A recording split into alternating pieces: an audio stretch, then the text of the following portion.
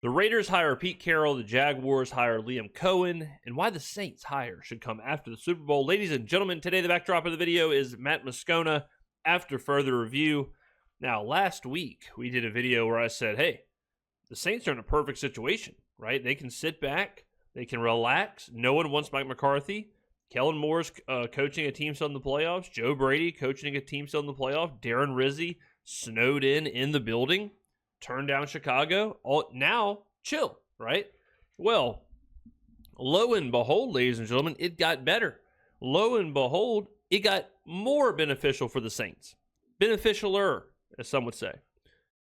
There is one opening left. The New Orleans Saints. Every single coaching candidate out there, name them. Whoever you think is a coaching candidate, they can all go to one place.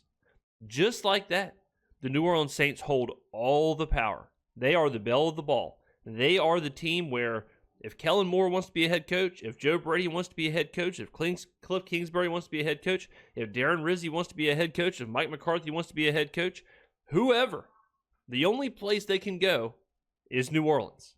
All right? Now, the biggest whoopsie-poopsie screw-up of all time would be if Mickey Loomis rushes a decision and hires Mike McCarthy before Kellen Moore and Joe Brady finish coaching in the playoffs. Now, I'm not saying Kellen Moore over Mike McCarthy or Joe Brady over Kellen Moore or whatever, but because the Saints have so much leverage, why not interview everybody? Interview the whole group. Wait until after the Super Bowl. Wait until everybody's done. Get everybody in the building. Do 6-hour interviews with the whole group. Every single person. This is the best opportunity for the Saints.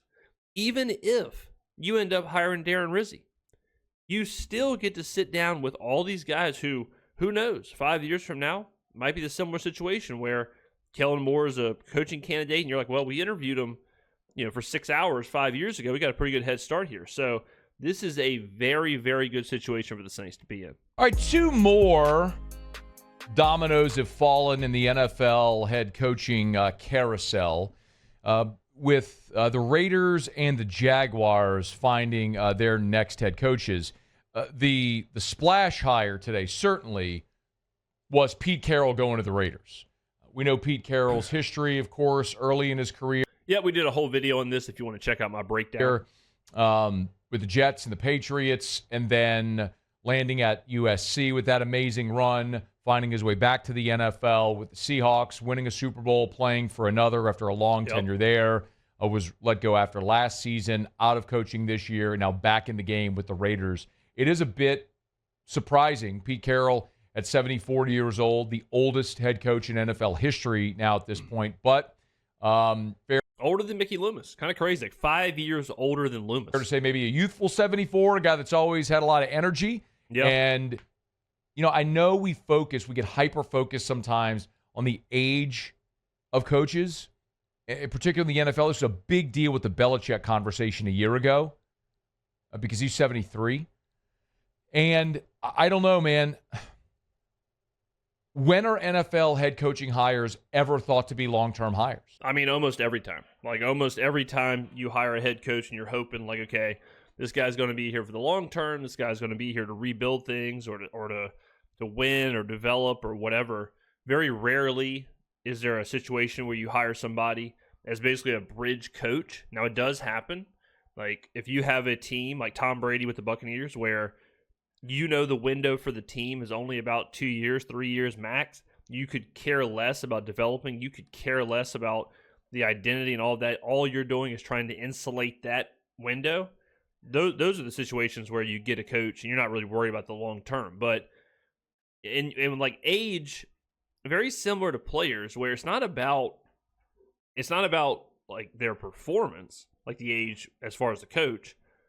It's more about how long they plan on coaching. And it's more about that trajectory and what you want as a franchise. The Saints are a good example. The Saints wouldn't want Pete Carroll because if the Saints believe they're in a 3 to 5 year kind of rebuild cycle, you don't want to have that runway and then have a coach who's like, well, he'll be 79 years old at the end of that. Like, that's probably not going to work. So you got to kind of forecast, like, all right, well, if we're on a 3 to 5 year kind of rebuild here, what are we going to do if right in the middle of it, our head coach leaves? You know, whereas other teams may say, look, we just need someone to come in here 1 year, 2 year, set the foundation, get things to operate correctly, and then we'll make a move, which I think the Raiders are doing. I laid that out in that video I talked about a minute ago. So this makes sense for the Raiders, and age alone I think is a bad indicator of things. Like, a lot of people get wrapped up in just the number, but it's more about performance, length, like all that kind of stuff. Pause. In your head, you may think that's what you hope to achieve. Someone that'll be there for 15 years like Sean Payton was in New Orleans, or like what Mike Tomlin has done better part of 2 decades in Pittsburgh, or John Harbaugh in Baltimore. That's just not the reality. I mean, the Raiders hired a coach a year ago that lasted 1 season. So yeah, but they didn't. But what are you talking about? Is he talking about like coaches don't stay somewhere for a long time, or you're not going into the hire expecting them? Like, the Raiders didn't hire Antonio Pierce expecting him to last 1 year. I mean, like I said, I would guess almost every coach is hired with the expectancy that they're going to be there for the length of their contract at the minimum, right? Like, yeah, of course it doesn't work out sometimes, but you never go into it with like, yeah, we'll hire Antonio Pierce, but you know, he might be here for like 10 months. That's okay. And that seems kind of wrong. The Saints hired Dennis Allen. He didn't make it through year 3. So, on one hand, I look at it and I go, man, yeah, 74 years old. On the other hand, I go, do you really think you're hiring any coach to be there for a decade? It's just not what it is in the NFL. Am I on some kind of acid trip? Am I lucid dreaming? What's going on here? Like, you don't think the Chargers hired Jim Harbaugh with the belief that he was going to be there for an extended period of time? You don't think the Broncos hired Sean Payton expecting him to be there for an extended period of time? I mean, what's going on here? I mean, Andy Reid in Kansas City now is the outlier. Sure, you go keep churning out Super Bowls with Patrick Mahomes, you got a job as long as you want it. That just ain't the norm for the 31 other teams in the NFL. So if the Raiders hire Pete Carroll and he establishes a little bit of culture, improves the roster, a guy that's a known culture roster builder that can get you to a more competitive championship level, all right. And then in 3 years, maybe hands it off to somebody else. The other does directly or indirectly, I should say, impact the Saints. The Jaguars have hired Liam Coen. Liam Coen spent this year, what an interesting ride for Liam Coen, from Kentucky to the Rams, back to Kentucky, then to the Tampa Bay Buccaneers as the OC, and then now as the head coach of the Jacksonville Jaguars. Of course, it's notable because the Saints are in the same division as the Bucs, and so for the second consecutive year now, the Bucs lose their OC. Dave Canales a year ago becomes the head coach at Carolina. Now, yeah, I mean, this is definitely the negative of not having an offensive head coach. If you don't have an offensive head coach and your team is successful offensively, like the Buccaneers have been the last couple of years, you are going to constantly get poached, and your offensive coordinator is going to constantly turn around.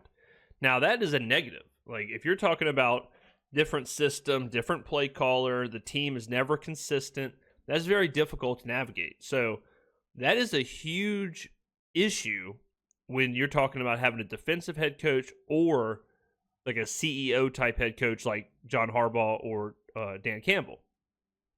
Defense is a little different. Defense is very volatile. Defense goes up and down way more than offense does. Like, a really good defense 1 year can be really bad the next year. We know turnovers are relatively random, so that's why like having an offensive head coach and turning over your defense is not as big of a deal. But for sure, like, if you're Tampa Bay, I mean, you can't be happy about losing Canales and Coen back to back, and now you have to scramble and figure out, like, okay, who's going to be our OC? What's that look like? How are they going to mesh with Baker? Baker's been playing good. We got to get someone who can keep the train rolling. And doing that 3 coaches in a row, that's difficult. Now Liam Coen becomes the head coach with the Jacksonville Jaguars. I mean, I guess there's something to be said, man. If you make it to the playoffs and you maximize Baker Mayfield, dog, you're going to be a head coach. So Dave Canales a year ago, and it seemed to work. Bryce Young later in the season was starting to come into his own, looking more like a guy that was worthy of a first-round pick in the last month of the season. We'll see what Liam Coen can do in Jacksonville. Certainly his task is going to be go maximize Trevor Lawrence.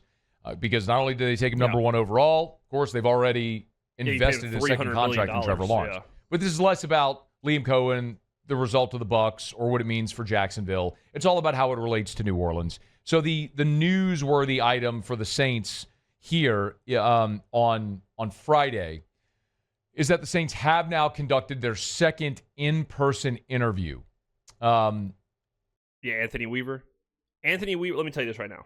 Anthony Weaver, Mike Kafka are not true candidates. I'll tell you that. You can go ahead and scratch them off the board. Last week, Darren Rizzi had his in-person interview with New Orleans. That was something they were allowed to do because he was already an in-house candidate. So no big deal there with how that played out. So you were able to. I did hear it went really well, though. I did hear Rizzi was very impressive. Interview Darren Rizzi, which I'm not surprised. In person last week. Now you've interviewed Anthony Weaver, the DC for the Dolphins defensive coordinator. Weaver's an interesting guy, of course, who played in the NFL. He's 44 years old. He's been a career assistant, but looking for that first head coaching opportunity now in his mid-40s. Interviewed for a couple of the vacancies a year ago, including Atlanta. So I don't believe Anthony Weaver is going to get the job. I don't think he's a guy at or near the top of the Saints' wish list. What we also know is that I think it is important for guys like Weaver, not specifically Weaver, but guys like Weaver, kind of like I said earlier, where if you have a young coordinator who's not quite ready, but could be ready in 5-6 years, and you believe like he could be that next group, interview him, get to know him, understand him, like put him on the radar. So I think it's smart to interview upcoming rising coaches like Anthony Weaver, who might miss this. It might miss this like coaching carousel, but the next one he'll probably be a big name. So getting the jump on building out those profiles and building out your kind of interview process with those guys, I think is a very smart move. I would do it. I would do it all the time, like quarterback coaches and defensive back coaches that are maybe a step away from being a step away. I mean, what's the harm in spending a couple hours with them? Like Kafka is set to interview this weekend in person. That's the Giants offensive coordinator. And then next week, Mike McCarthy is supposed to interview in person with the New Orleans Saints as well. And if I have one big takeaway from the hires that have already been made, it's that the hires that have been made have allowed the Saints to stay in play with their top targets. Now, the exception, of course, is Aaron Glenn. But, and who knows if the Saints actually coveted Ben Johnson. I would assume they did because everyone did. He was the top guy in this class that everybody wanted, and he landed in Chicago. But, we looked at the hires that had already been made up until this point with Mike Vrabel going to New England. That's probably a guy the Saints wanted to talk to, but he took a better job. We mentioned Ben Johnson. Yeah, but Ben Johnson and Mike Vrabel were never available. Like Ben Johnson, we knew a year ago he wanted to coach Chicago, and that's where he landed. We knew Vrabel, if given the opportunity, was going to go to New England. So whether you interviewed him or not, like they were never not going to those places. Johnson, of course, landing at Chicago. And then Aaron Glenn is the other one that the Saints wanted, but who was the Saints' reported top target. He lands in New York with the Jets.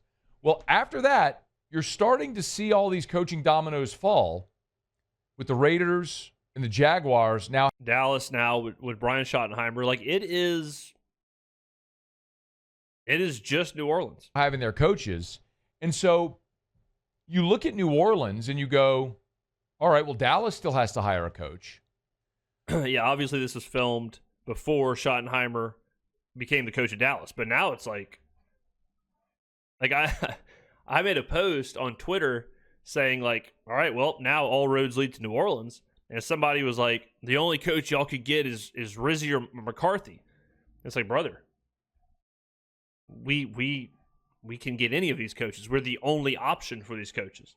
Whether you think New Orleans is a good landing spot for a coach or not, like There's no other options. There's no other variables in the equation. But it doesn't seem as though the Saints and the Cowboys are fishing in the same waters. So no one is fishing in the Brian Schottenheimer waters. I mean, Brian Schottenheimer he started coaching in the NFL in 1997. He's the son of a Hall of Fame coach who has never, ever had a job of consequence. Brian, not Marty. But Brian has just kind of tooled around, been coordinator and position coach, and very similar to Pete Carmichael, where when you're in the NFL for that long and you're not doing anything of, like, when you're not really doing anything, that's not a good look. So I am shocked that Dallas did this. I mean, Brian Schottenheimer, he's been the OC at Dallas for the last 2 years. He hasn't called plays either year. That's when Mike McCarthy took back play calling after Kellen Moore. So Brian Schottenheimer, I mean, you talk about, like, he's jumping from basically doing nothing to being the head coach. Like, it's crazy that they did this. At this point, while Aaron Glenn might have been your top target, and he took a deal with the Jets, at this point, the Saints kind of have their pick. Yeah. And I'll reiterate the thing that I think is most important for New Orleans right now, and it is not to rush to a decision. Because whoever you want to hire at this point, you have time. They got to wait for you. You have time. The league year, look, yes, this coming week is the Senior Bowl. The league year doesn't start until March. The draft isn't until April. I mean, you have time. I'm not saying you're waiting until. Well, you're not. The date, all that doesn't matter. What matters is the Super Bowl. So you have 2 weeks until the Super Bowl. After that, you got the attention of the entire league. After that, any coordinator, anybody you want is fair game, ready to roll. Who knows, right? So I would kick my feet up, and if I was Mickey, I'd just go play golf. I'd just go do something for a week and a half, 2 weeks, watch some football, watch games, and then figure it out from there. March to hire a coach. What I am saying is there's no reason to rush a coach to the podium right now.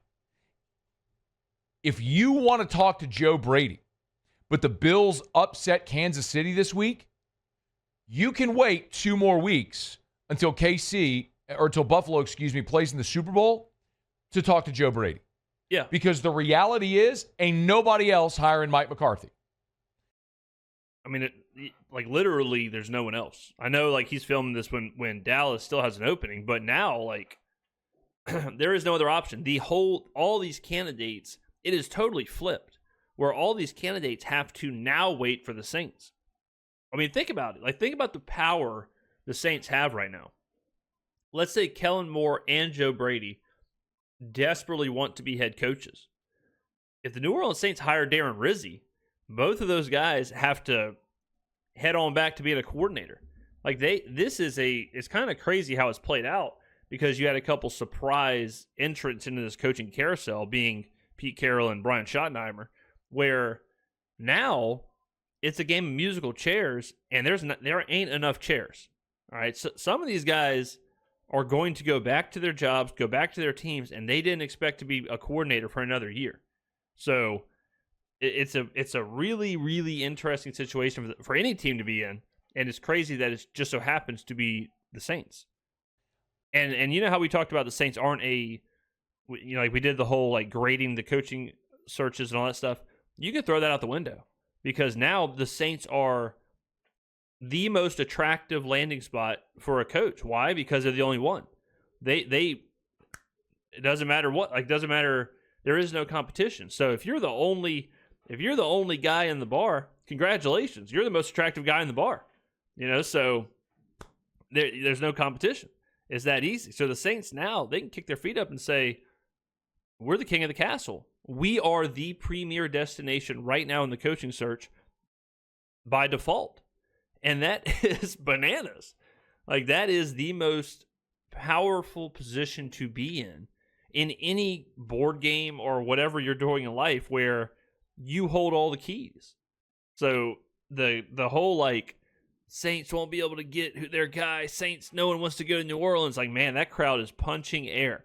I'll tell you this. I mean, we're 20 minutes into the video, so I can say whatever I want. But the last, week, a lot of the buzzword, subreddit, a lot of the things that I hear all the time, people have been taking some L's.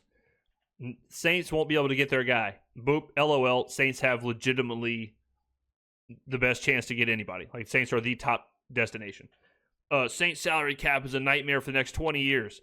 We did a video yesterday where the Saints have $221 million of salary cap in 2027.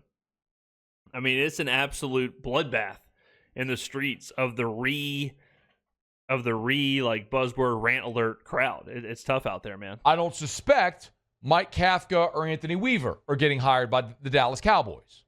So true. When you look at it, you kind of at this point have your pick of who's left. In this game of musical chairs, yes, Dallas is out there as well, but you have really your pick of who's out there right now. There's one chair. You are the chair. And there's 5 dudes who want to sit, you're sitting there and you're just looking up and you're just waiting for one of these 5 dudes to sit right there. And that's what life's all about. So the one thing that I really want for New Orleans to do is chill, take your relax. time. Yeah. If you want to wait and talk to Cliff Kingsbury, if Washington wins this weekend and goes to the Super Bowl, wait another 2 weeks. There is no reason to rush. No doubt. You want to hire Darren Rizzi? You can hire Darren Rizzi. Because if you don't, somebody's going to hire him to be a special teams coach. He's going to be fine. You want to hire Mike McCarthy? Great. Wait 2 weeks. Mike McCarthy ain't going nowhere. Nope. He's just chilling. Yeah. But I will say, the thing that I find perhaps the most appealing, and this is something that is starting to resonate a bit more with me. You tell me. I think what the Raiders did this year, meaning in the past calendar year, is actually something that the Saints could replicate. God, I hope not. Good, sweet Christ, I hope we don't replicate having Antonio Pierce, a.k.a. Clown, as a coach for a season, to watch him just completely just mess up time and time again to get us to a decent situation. We don't have to do that. The Raiders hired Antonio Pierce. Known fool. And Pierce lasted 1 year.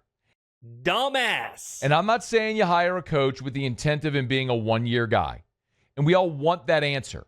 But part of the reason the Saints didn't make the cut for their top guy and Aaron Glenn, and part of the reason they never got a glance from Ben Johnson, is the Saints aren't a good job. It's not a good job right now. We've talked about it a ton. Well, the Saints are currently the best job. No franchise quarterback, aging roster, awful cap situation, all the stuff. Well, a lot of that's not true, though. Scott Shanley tweeted this. Matthias, has Matt been watching the channel? Because Matt is just saying a lot of the stuff we've covered over the last couple of days here. And this is one of those moments where I gotta take a damn victory lap, because I come on here twice a day, sometimes multiple, sometimes 3 videos a day. And that's just on this channel. I come on here and I lay all this out there. And while everyone else is rant alerting and, alarm and sound drops and all this other stuff, and I'm sitting here like, I don't know, guys. Like, this really isn't adding up. Like, the context, if you look at it, I don't know if the cap's that bad. Actually, the roster kind of naturally expires. Like, it's old right now, yeah, but in a year, 2 years, it's going to be really young. Like, a lot of this stuff isn't really adding up. And then once it's out there in the public space, now everybody's like, oh, damn. Oh, actually, all that stuff we've said for the last 10 months isn't really a thing. On Thursday, And it was a quote tweet of a PFF thing about future salary cap space. And in 2025, as we know, the Saints currently are $52 million over the cap. But as Shanley points out, in 26, you go $60 million under the cap. And in 2027, you go $221 million under the cap. As a lot of now look, that's going to change, right? Because you're going to sign free agents. You're going to you got to sign roster. You got to sign players. You got to it changes. You could cut it in half at the minimum. Have to restructure deals this year, which is going to kick money into future years. But the point is, your cap situation 12 months from now and 24 months from now can, if you're responsible, completely shift to where you have money to spend. You can get younger, provided you do well in the draft and you find starting players in the draft. And, of course, the salary cap will continue to rise. So a year from now, you are a much more desirable job than you are today. But, I mean, if you're a coach, though, if you're in this coaching carousel, like explaining this to a coach, the job becomes very desirable. Where if you tell a coach, hey, look, this year we're kind of rebuilding. Here's the situation with the cap. Here's the situation with these numbers. We're going to shed some of these things. We're going to draft high. We're going to draft here. Boom, boom, boom. In 2 years, we'll have this much money. You can get who you want. We can kind of plan for a future. If you're Kellen Moore or Joe Brady, having that 3-year track of, okay, we have this nice downswing and up approach, that's very desirable. So I understand what he's saying, whereas, if you just kind of piddle around this year, next year you'll be super desirable. I would argue, unless the coach is, the most short-term thinking coach of all time, laying that all out there makes you desirable right now. And, I mean, what a crazy twist. Scott Shanley is not an MIT math major.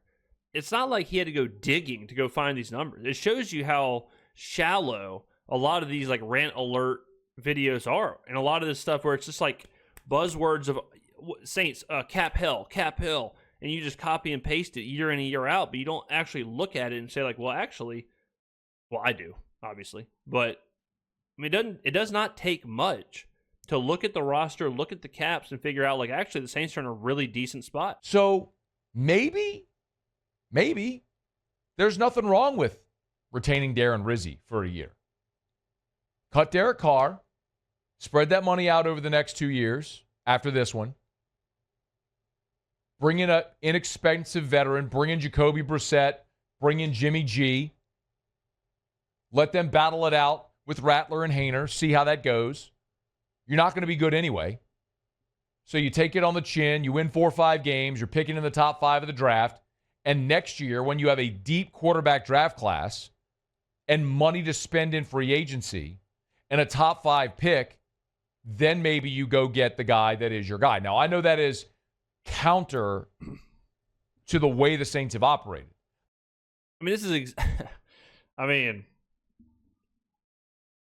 if you've been watching this channel, this is exactly what we've been screaming for the last month, 2 months, where you have in the building, you have your young offensive coordinator, Shanahan tree, young, all that stuff that you want, innovative, whatever.